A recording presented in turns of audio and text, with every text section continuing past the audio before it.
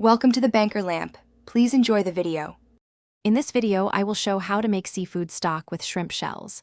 Start by collecting shells and rinsing them well to remove grit. Lightly roast shells in a dry pan to boost flavor and color.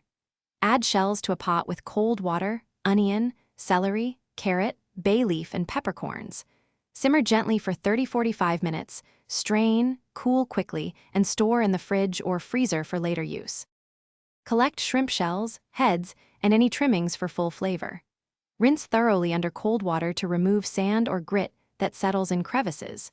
Keep aromatic scraps such as celery leaves, carrot tops, and onion skins to deepen color and taste.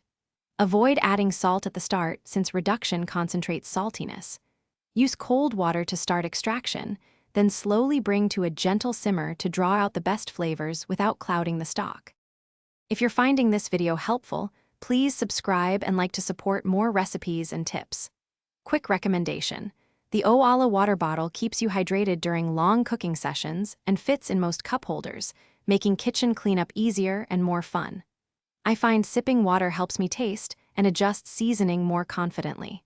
Check the description for the product link and other deals, and now let's get back to the video. After adding shells and aromatics to cold water, slowly bring to a gentle simmer and avoid a rolling boil.